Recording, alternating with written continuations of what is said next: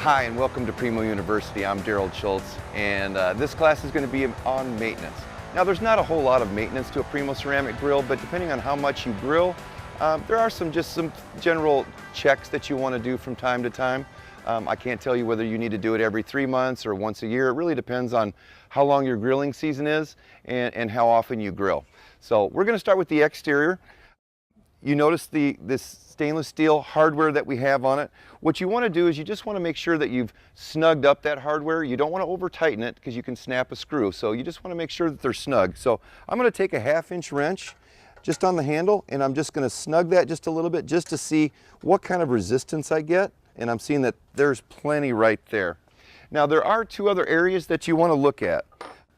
The first being, if you come over here, we have the 2 band tightening bolts. There are 2 nuts on the back, and you'll notice that the bolts are actually deformed. That's what tells us at the factory that we have that proper pressure. But all you want to do is just come back, put it on there, and just make sure that you're getting some good resistance on there. Now the next area that you want to look at is the hinge plate, and we have 4 cap screws on each side. So you just want to come back, just make sure that they're snug, just make sure that there's not really any type of looseness there. And I want to show you one last area. Now this is your hinge plate on the back. This is where your serial number is. You can just pull this straight off and look inside. If you feel that there's some kind of play, that it just feels like it's not acting like it was the first day that you had the grill, you can see that you can use an Allen wrench here. You can use a box wrench here on here just to make sure that those are all tight as well. And then this hinge plate goes back on very easily. Now the next thing that I want to show you is just a little trick. It's real important that you have your gaskets have that nice seal. That's going to help you in 2 ways, especially when you're doing low temperature cooking. You want to make sure you have that seal, because if you're introducing extra air in there, it's really going to be hard to maintain that low temperature. Also, when you shut down, if you're allowing air to get in after you've shut your draft door and your top vent, you're going to be burning more of that lump charcoal than you really need to. So to make sure that your gaskets are sealed, what we're going to do is we're going to do what's called the dollar bill test. It's a very simple test. What we're going to do is we're going to take a dollar bill and we're going to look for resistance. We're just going to go around the grill. We're going to drop the dollar bill in. It feels snug. You're just pulling it. You're feeling resistance.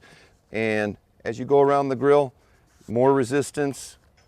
You can come back here at the back. I can't even pull it out from the back. It's so tight. So you just want to work your way around that grill. Make sure that you've got that nice seal. Now, if you feel areas where there's no resistance, that means that you've got a leak there. So Primo does make replacement gasket kits, and so I would recommend that you get one of those. They come with full instructions. It takes about 30 minutes, and that will really improve your cooking ability. One thing that I want to talk to you about too is from time to time, you will have your grill, it may be periods of non-use, and especially if you're in a high humidity area. If you get a lot of rain, what can happen is that mold or mildew can grow inside the grill.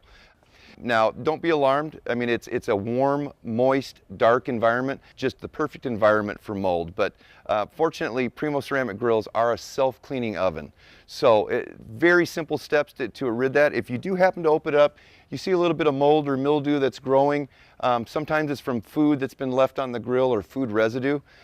Very, very easy to eradicate. All you do is load the grill up, get it up to 500 degrees or higher, and just let it run for about 30 minutes. That's really acts like a self-cleaning oven.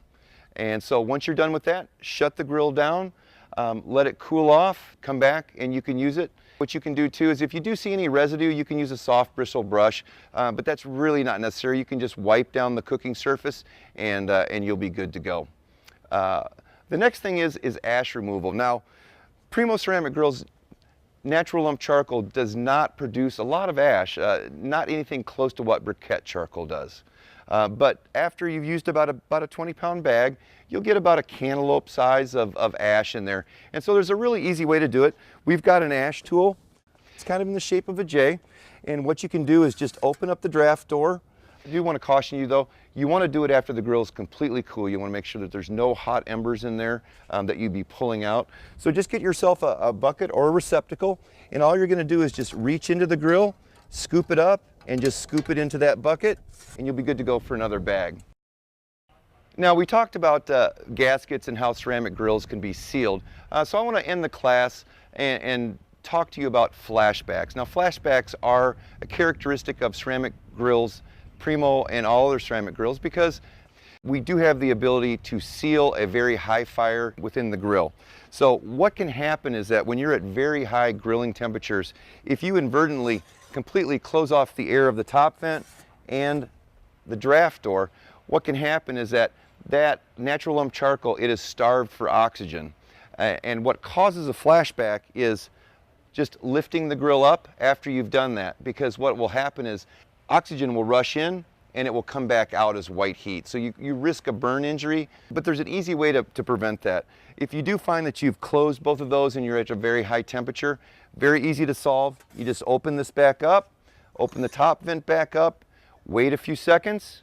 That allows the oxygen to come back in and kind of stabilize that fire. And then you just want to burp the grill. You just want to lift it up for just a second, put it back down, and then you can lift it back up, and that will always prevent flashbacks. So it's very preventable.